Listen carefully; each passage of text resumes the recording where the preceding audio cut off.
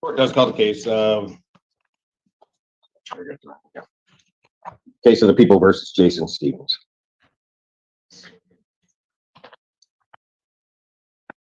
First Assistant Public Defender Quinn Anderson with it on behalf of Mr. Stevens. Your Honor, submitted a form he's requesting to have the Public Defender's Office appointed. Okay, your name, sir? Jason Stevens. All right, is that correct, sir? You're wishing? Yes. All right. All right, this is a public defender case. I have, yes, Ms. Valerico. Your Honor, I was just going to state for the record that Mr. Stevens is before the court today for a violation of probation hearing. There was an alleged violation of the contact order dated April 25th, 2025. Probation did provide the court with this report for that incident. I think we can approach before we begin. Yes.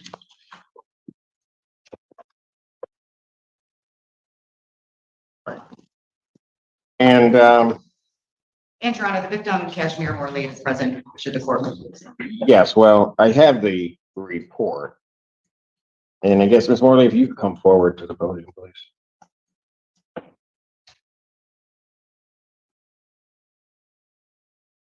Can you state your name, please? Kashmir Morley. All right. Can I have her sworn, please? Raise your right hand. Do you solemnly swear to affirm the testimony you're about to give be the truth, the whole truth, and nothing but the truth, so help you God? I do. State your name. Kashmir Morley.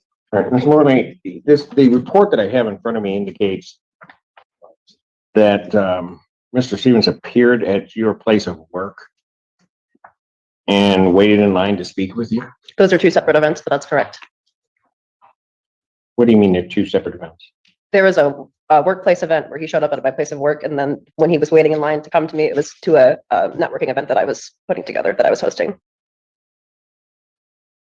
Okay. So, well, now, I mean, I'm looking here and it just says Stevens appeared at Morley's place of work, waited in line to speak with you. When you refused to have contact with him, he waited around the venue for 10 more minutes before leaving. So now you're telling me, that sounds to me like that what they're describing to me is one event, but you're saying there are two. When was, okay, which one occurred first? The workplace event. That was in March. And where do you, the workplace event, where he came to your place of work? Where do I work? Well, in March, you're saying he came to your place of work. Where do you work? I put some hours in at the Ann Arbor Art Center. Pardon? The Ann Arbor Art Center. Okay.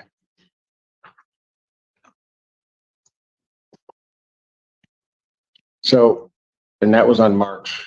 Probably would have been mid-March sometime.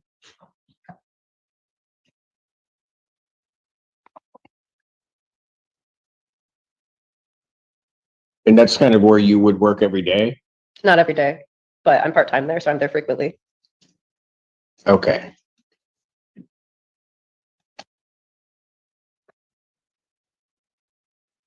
In your mind, did he have a purpose for coming there?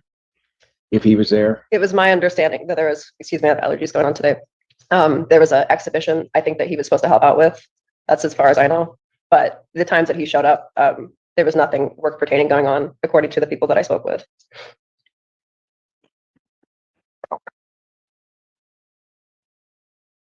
So he shows up there and then what does he do vis-a-vis you? One of the people that I work with said that they saw him just wandering around the building, not really with a purpose, and nobody knew who he was or why he was there. Okay, did he see you? No, Well, I didn't see him. And I don't think you did not see him. Mm-mm. But I knew he was in the building because of the email correspondences that were going on. What email correspondence? In the workplace, I'm on like an all staff email chain, and so I was told that he was going to come into the building for an exhibition.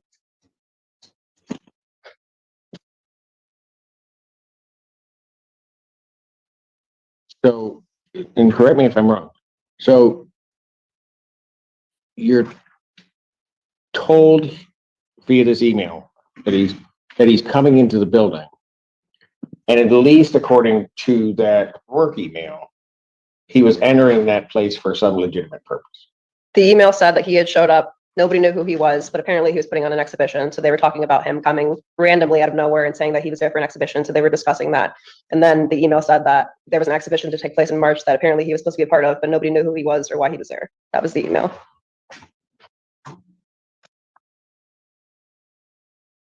Okay. Yes, sir. If nobody knew who he was, did they know his name? Well, I'm sure he's probably told them his name because they said his name in the email, but in the correspondence, they said they didn't know who he was at the time that he appeared. Do you have copies of those emails? Not with me, no. Do you have access to copies of them? I could probably get some, yeah. And then the other event took place, what was that, May 5th? That was April 25th. April 25th was the second thing? Mhm. Okay, and where did that allegedly happen? I was hosting a networking event at Venue by 4M in Ann Arbor, and he appeared and he stood in line, and I was checking people in, and he stood in line so that I could check him into an event that I was hosting, and stood longer in line than he did at the actual event. So you're hosting an event? Mhm. Me and a crew of other people, but I was on the hosting committee. So he comes there, or do you? Mhm. Would he, in going to the event, would there have been another way, assuming he's there, that he would have been able to access the event without checking in with you? That was the only way, was to go through me. And I was an organizer on the event, so if you were paying attention to the event at all, my name was all over that. There was no way you couldn't have known that I was part of it. Okay, but I could know that you're part of an event, can go to an event, avoid you, but prior to coming to the event, would he have known that you were at the desk or wherever it needed to be checked in? I don't know if he knows that or not, but he had at least 10 minutes waiting in line to get to me to turn around and leave the event. And he chose to come and approach me instead. Okay, so when he approached you, what did he say? He said good morning and tried to have me check him in. We have a no contact order, so I didn't speak to him. And the person next to me who was helping check people in then took over because she didn't know the situation and checked him into the event. And he stayed less than 10 minutes and left at a networking event. Okay, so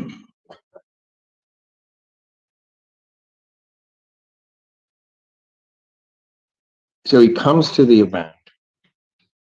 So it's not a circumstance where you're the only one checking people in. Correct. There's somebody else there. Sitting right next to me. Yep. Okay, so he comes up, he says good morning. Is that the only thing he said to you?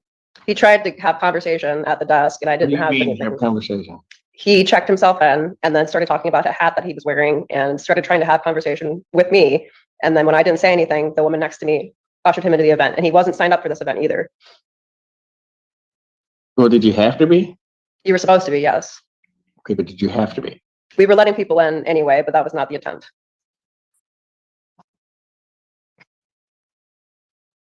Because it was the first event that we were throwing. So those are the two events? Mhm.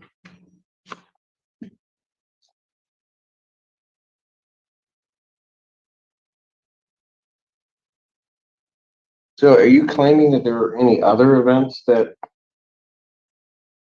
took place? I'm here because of the April 25th event. Okay. Are you claiming that there are any other events of contact? Okay.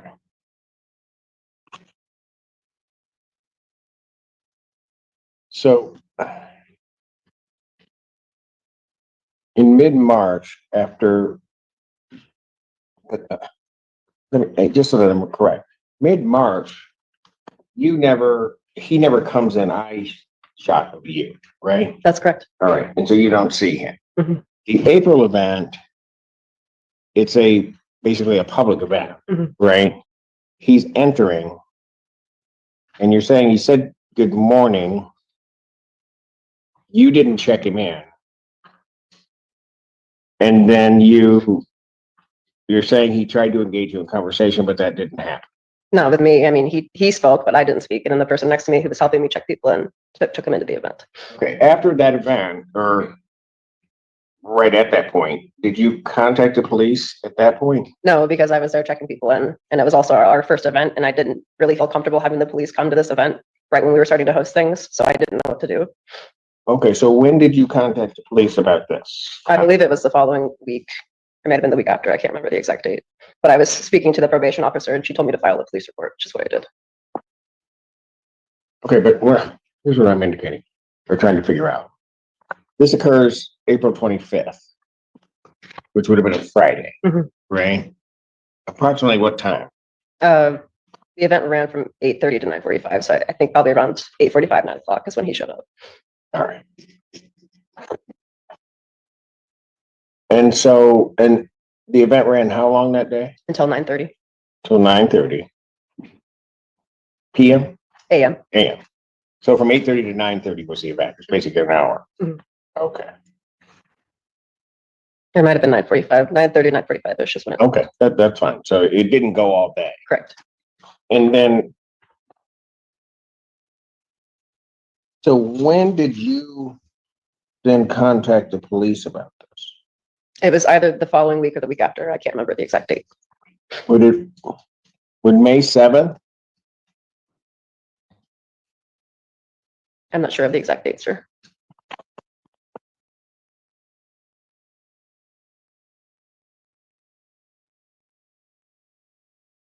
Have you read the police report on this?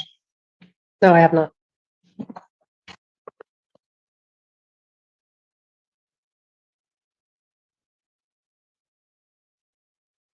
Your Honor, would you like me to give her my copy? Yeah, if you could, I'd just like her to read the victim statement.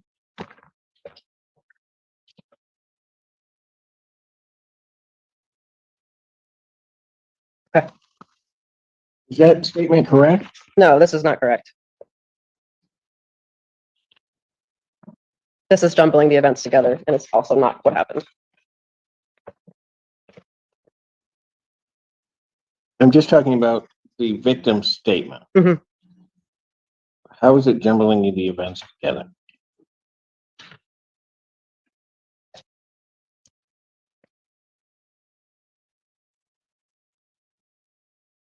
It says that this is the second time that he tried to speak to me. He just tried to speak to me when he came into the event. There wasn't like a time he came back to talk to me.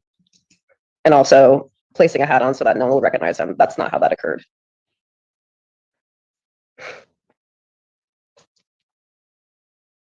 Okay, so how big was this event? There was probably 100 people there. Okay, so he went into the event, he didn't stay long and then left. He waited longer in line to check in than he did at the event. Than he was at the event. Okay, it's the second time you said that. So what am I supposed to take from that? That he waited in line longer to get to me than he actually stayed at the event. If he was there for work, for networking, I don't know why you would say So- there to network.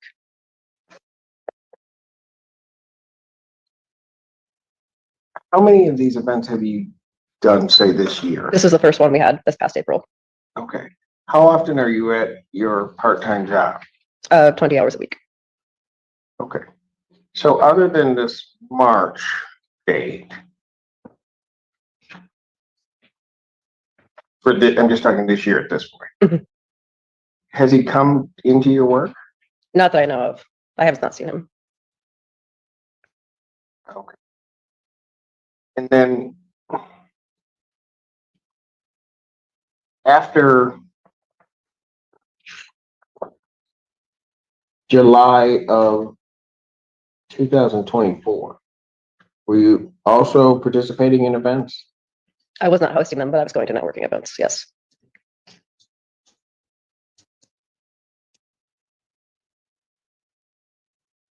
So you did, so this is the first event you hosted. Correct.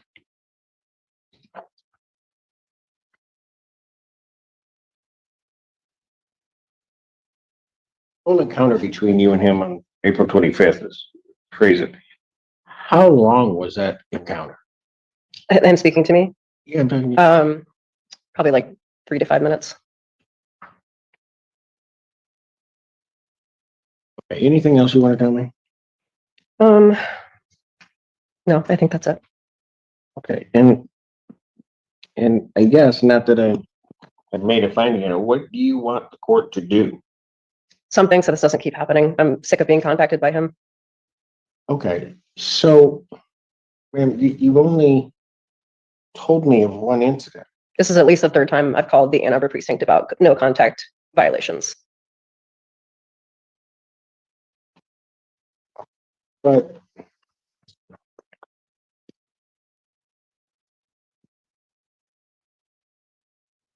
Your Honor, I believe that she's referencing the two others that was well on that.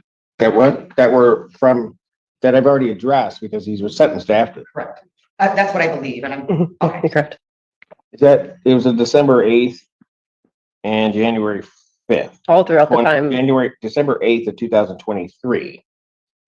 And a January 5th of 2024. The time period between December and then July, there were emails, there were letter he left in my mailbox.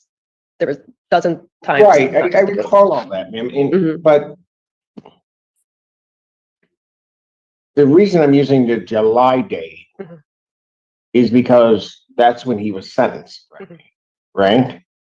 And you're saying that so between July and this July of 2024 and the April date, has he been in contact with you? He drives by my house all the time and says he's going to his No, rental okay. unit. One but thing I remember about this case is I think he has a rental property in the same neighborhood that you're in. I we had would to like to know deal the with address that. of that, but yes, What? I'd like to know the address to it, but yes, that's what he's claimed. Well, I don't think that was ever disputed at the time of sentencing, that he has a rental property up that way. And that he would go to, we had a whole discussion about it. Mhm. Does he need to park in front of my house to get to his rental unit? It's like right there. I mean, If it's on the same street, it doesn't mean he needs to park in front of my house to get there.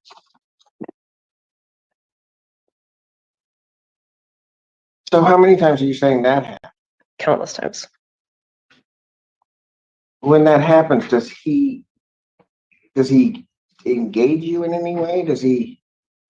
He heads off someplace else? No, he sits in his car. He doesn't head anywhere else. So when that happens, did you call the police?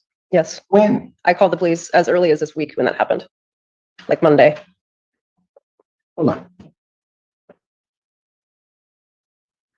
And they told me there's nothing that they can do about it because it's a public street.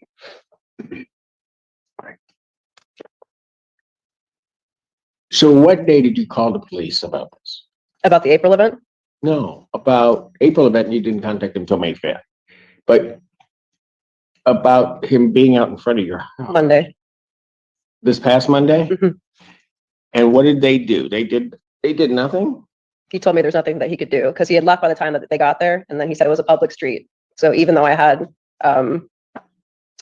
photos, it didn't matter. That's what he told me. Did you show the officer the photos? No, he didn't want to see them. He said it didn't matter. What time did you call there on Monday? 6 o'clock. 6 p.m.?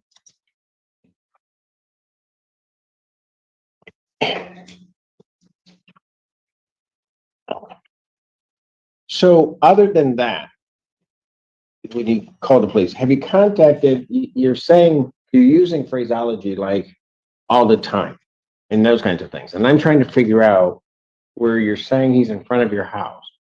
Other than this past Monday, right? Have you called the police about him being there? Yes. On how many occasions?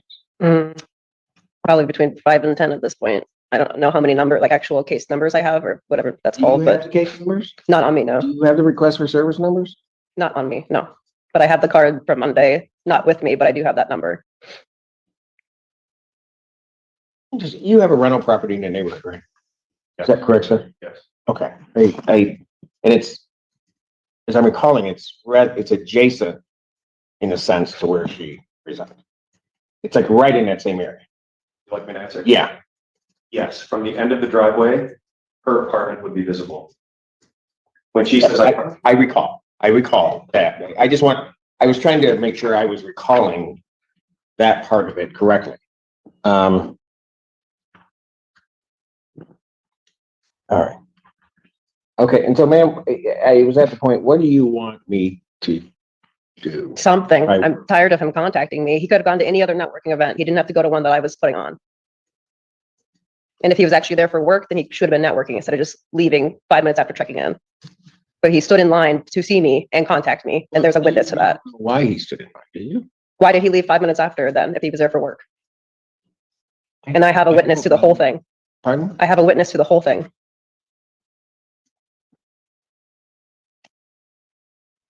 Who's your witness? The person that was sitting next to me. And who is that? What's her name? Yes. Her name is Aylin Walters. She available? Not today, How do you know? because I asked her. When would she be available? I don't know.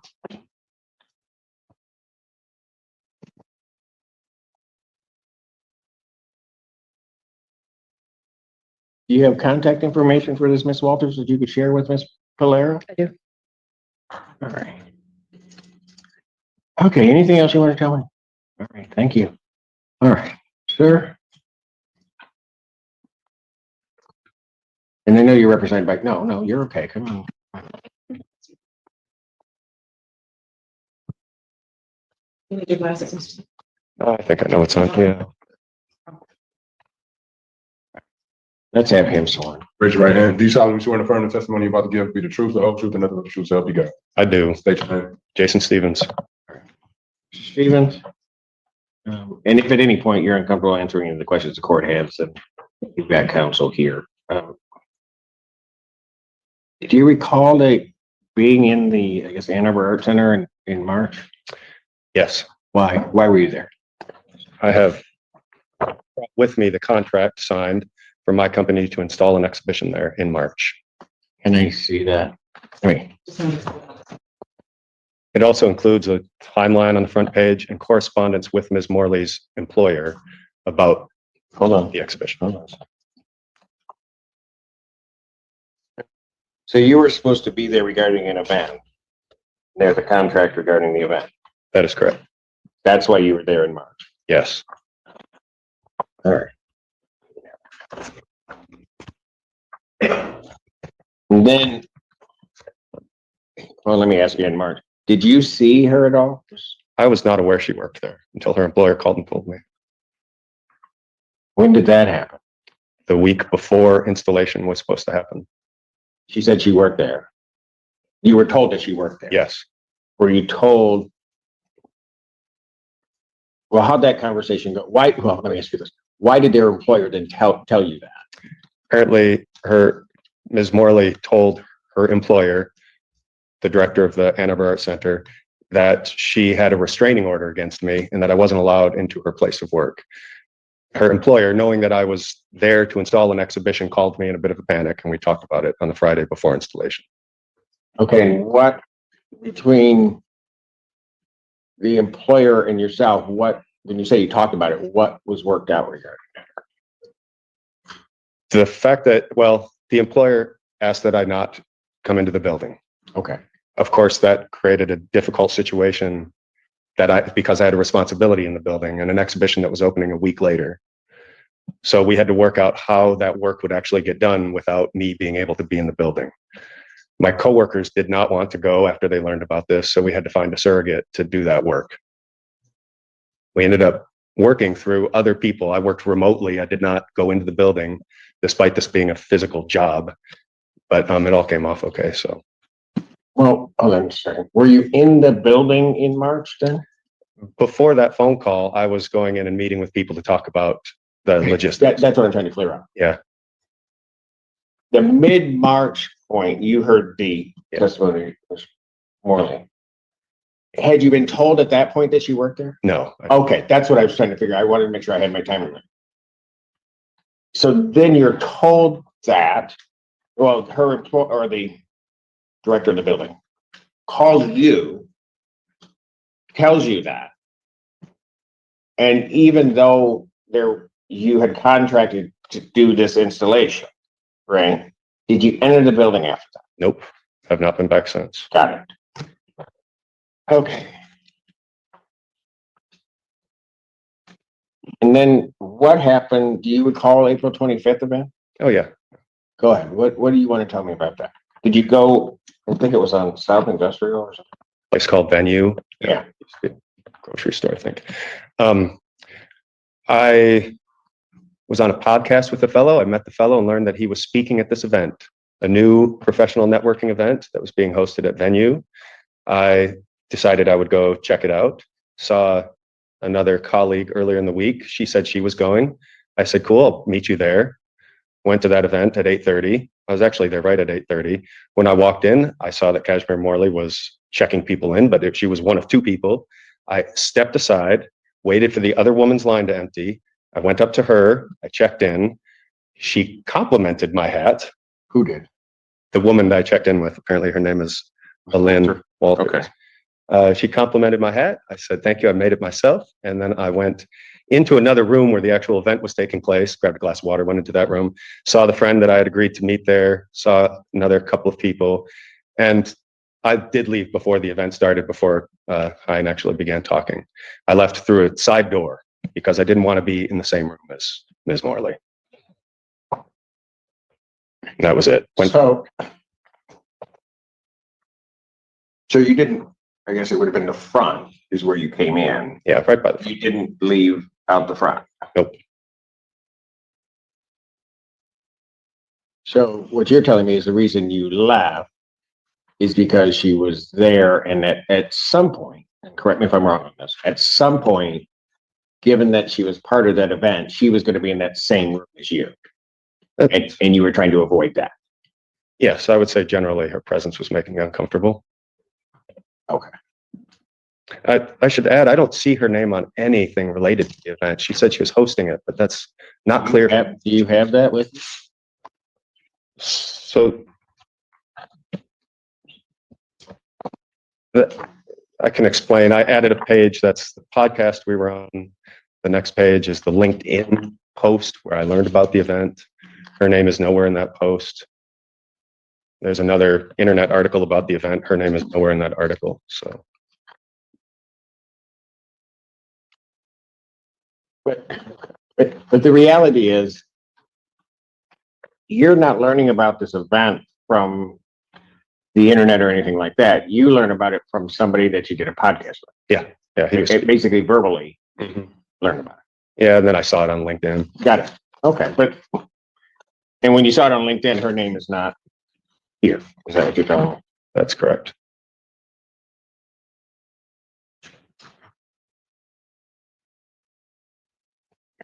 So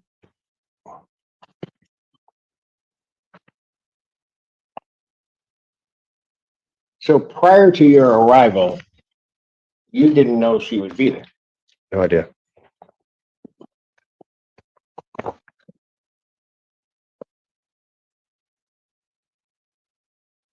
Anything else you want to tell me about this? Not really. On this one.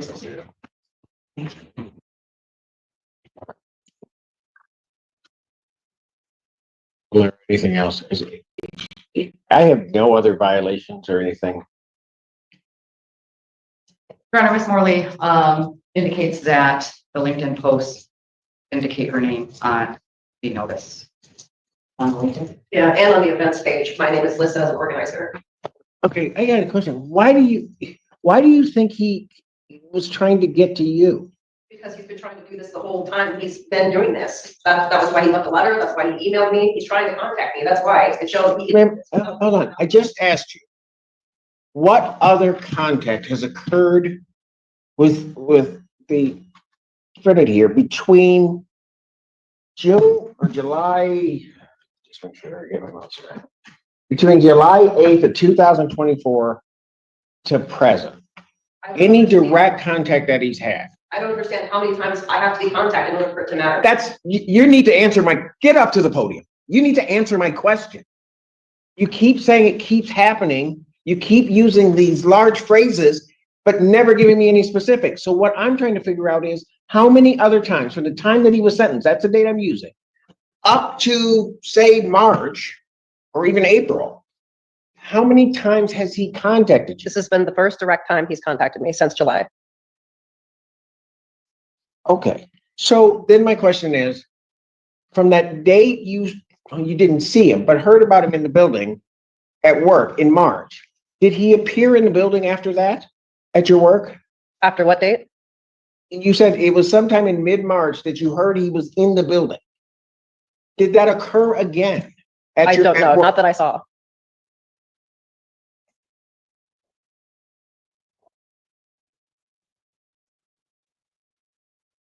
So I'm to understand that between the time I sentenced him and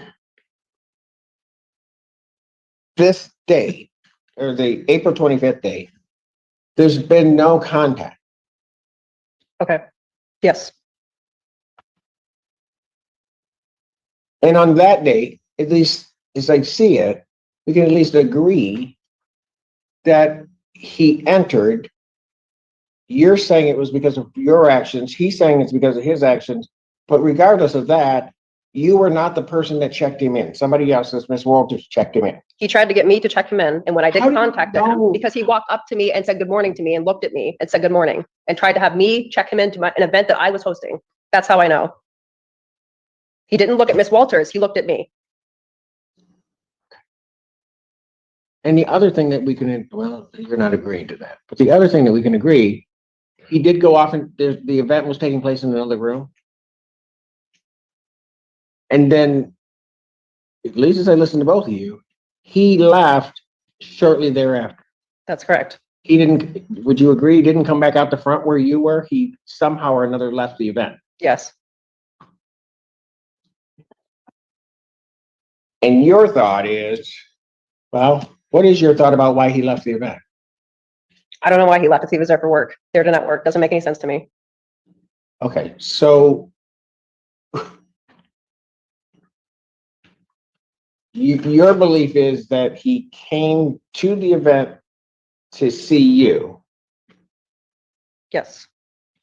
saw you, went into the event, that by your understanding of this, he really had no intention really to be at, because his sole intention was to see you.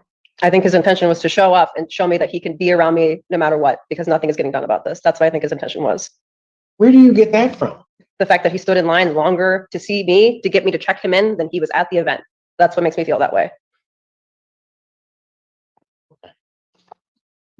All right, thank you. Ms. Anderson, anything you want to say on behalf of your client at this point? Your Honor, I haven't heard anything that gives rise to any direct or indirect contact. She's referenced the events, two separate events. The March 2025 event, doesn't appear that she even knew that he was in the building. I don't see anything that gives rise to any contact. She didn't see him. He didn't speak directly with him. And my client has presented information that he was there for work purposes. Once he found out that she was there, he found ways to work remotely, which would indicate, to me at least, that he was trying to comply with the court's orders with regards to that. The April event, again, he's there for networking. I mean, it's almost in that situation a lose-lose for Mr. Stevens. She's complaining that he stayed only 10 minutes, and if he had stayed the full event, that also would have been a problem.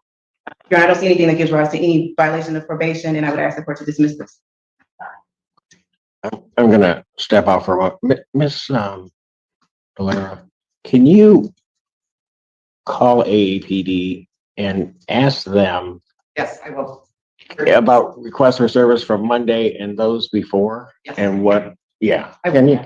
If they can get us a list and just give me about 15 minutes and let her do that. And you got the contact information from Mr. Walters? Ms. Valera? I will get it for her. Okay, and can you see if you can reach out to her too? I know I'm giving you a lot. That's okay. All right, and then we'll reconvene. I'll come back on short. Thank you. Court's in standing recess. All right.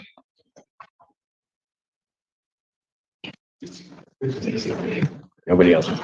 No, you're okay. You're good. Don't worry about it. Ms. Anderson, we're close, and I need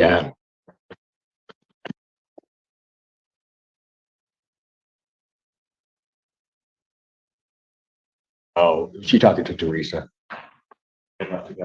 Yeah, that man, okay. Yes, please.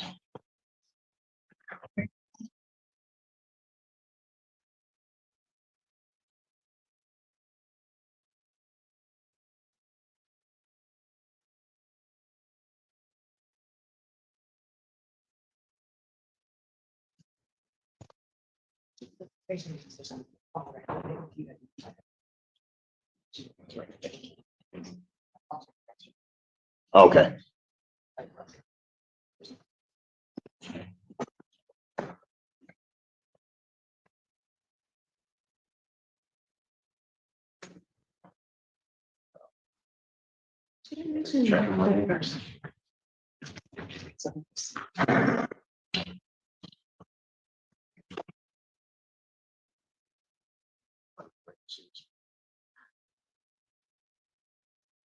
Watch yourself with that microphone as you're talking. No, you're okay, but you got a hot mic in front. You want to say? will do it.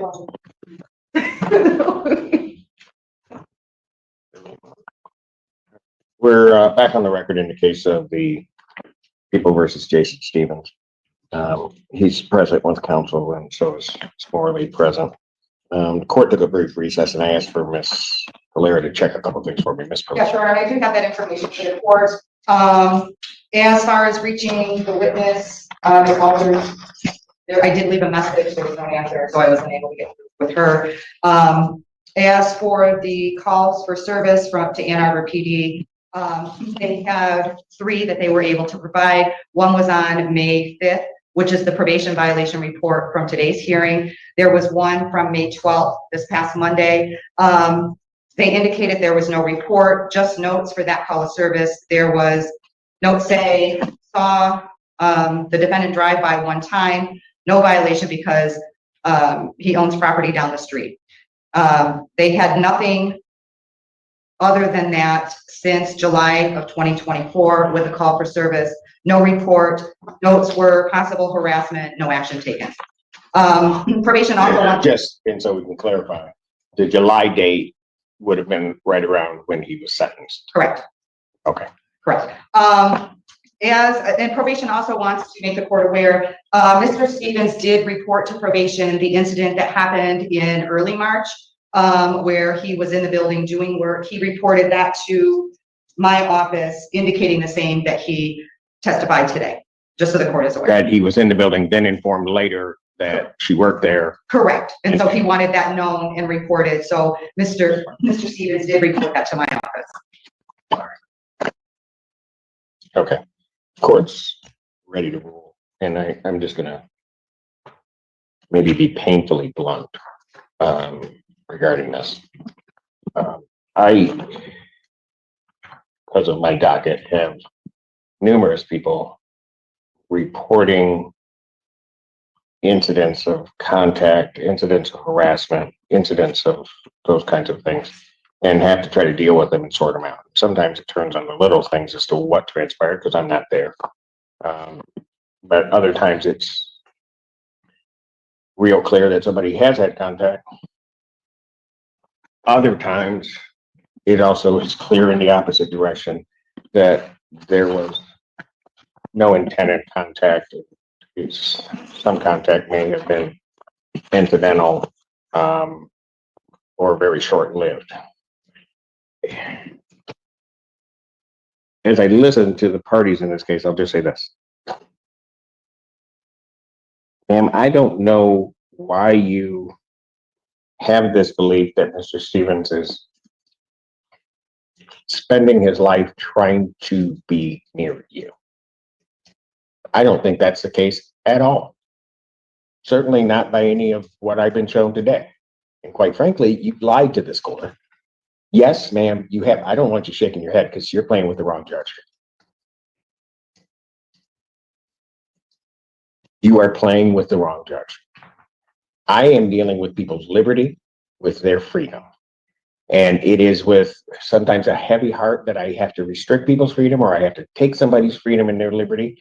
And I don't want to do it where I don't have to. I particularly don't want to do it where somebody comes before the court complaining of something that is just so unbelievable and at times twisted as to what's going on.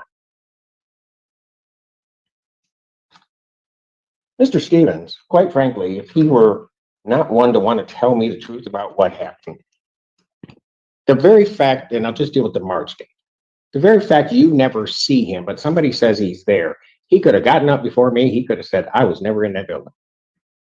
And just say that. There's not going to be anybody that's going to show that he's in that building necessarily. He'll just say, I wasn't there. He doesn't do that. And in fact, gets before this court, explains the entire circumstance of when he's in the building, then does the right thing once he's informed that you work there. He does two things right.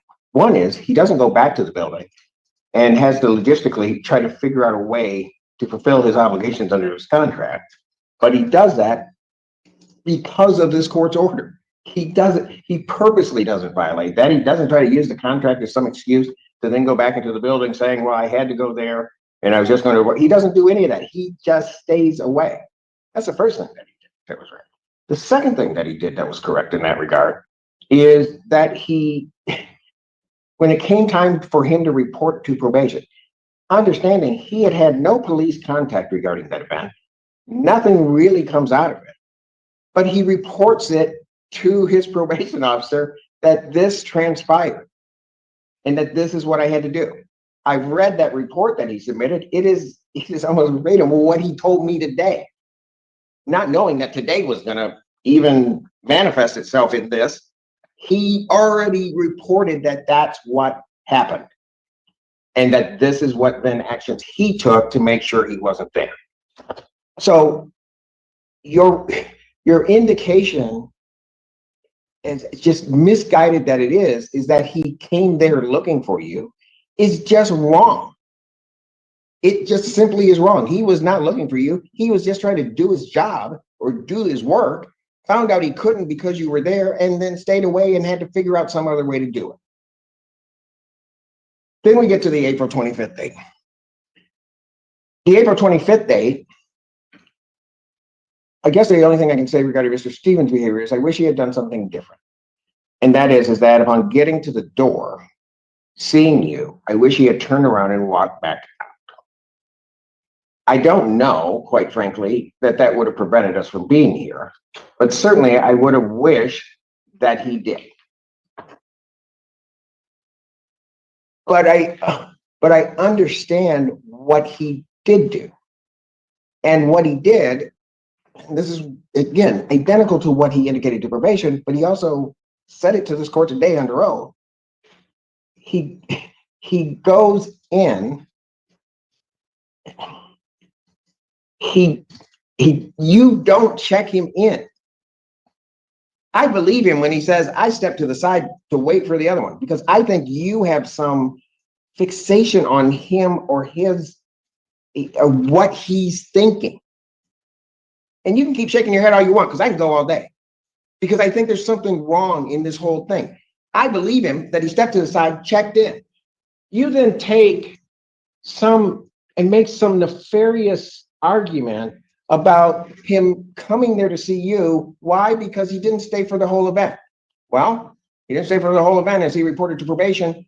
And the other thing is that he went in, gave his greetings and goodbyes basically to the people that he was supposed to meet there, and then left. And then made the conscious decision, because you were there, not to go back out the way I came in. He just left out a side door and said, I'm out. As I said, the only thing I wish he had done, but again, I don't know that would have prevented us from being here, is to just at the front door have turned around and left. But I get why he didn't, because he had told people that he was going to be there. He was just going to go in, do this, get out. He wasn't going to stay there. I believe him when he says, I was going to be uncomfortable if she was in that same event. And he got himself out. That is consistent, quite frankly, in a lot of ways, with what he did in March.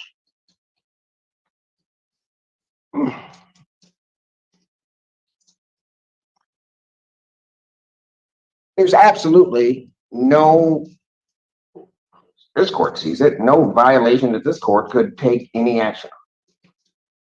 But then when I look at it, you kept saying, and I was cautioning you on this one, ma'am, or you were addressing the court, that you keep saying these sort of grand statements about him, that it's always, I want this to stop, I want whatever. And I'm saying, well, what other events have there been?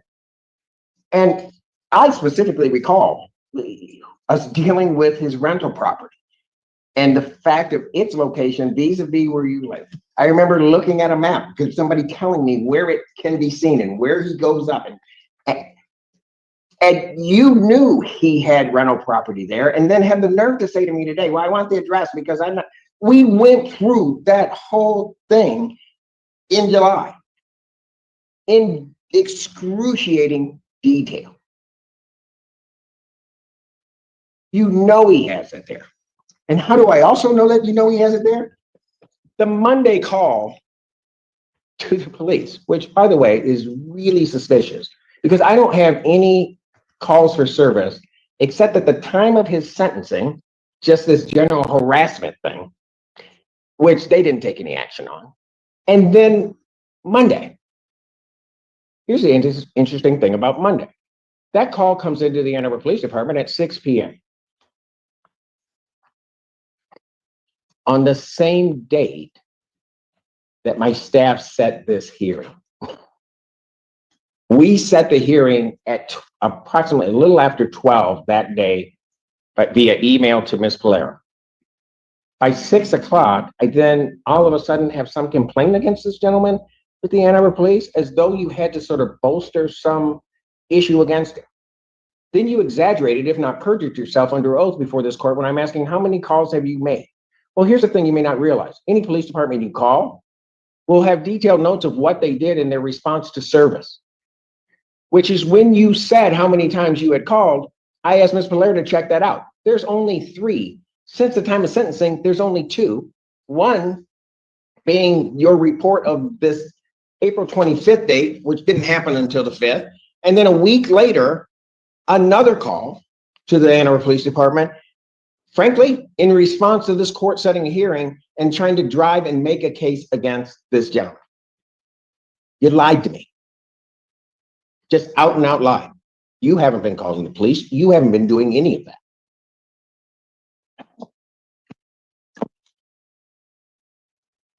And quite frankly, because there are serious cases of victims that come before this court that are harassed by people, they may not get the facts right. They may not understand certain things, but they will tell the court from their perspective what happened.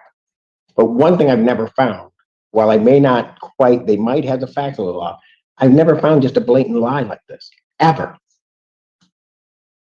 Saying that somebody has harassing you to such a point that, yes, I've had to call the police this many times. You haven't called the police. He wasn't there at that April 25th incident to see you. He was there to go to that event. Your weird belief that somehow or another his reason for going there was because he saw your name and decided to just gallivant down there, let me see if she's there. Seriously?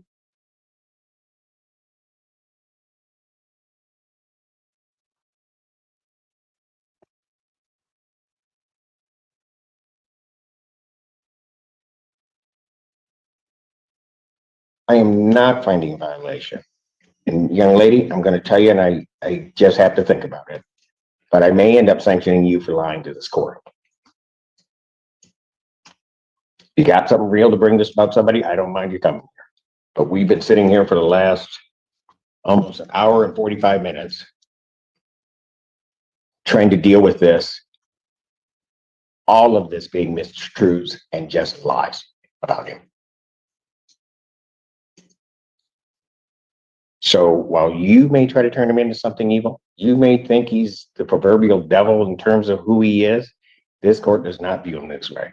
He has been a model probationer. He has done everything. He's gone way beyond what most probationers do in reporting things that weren't crimes, but certainly something that he thought probation should know of. And the great thing about him doing that, certainly it saved him today, just by putting it out there. So the court's going to find no violation. I'm done with this. And if there's something else that comes up, then we'll deal with it. Thank you. Thank you, Your Honor.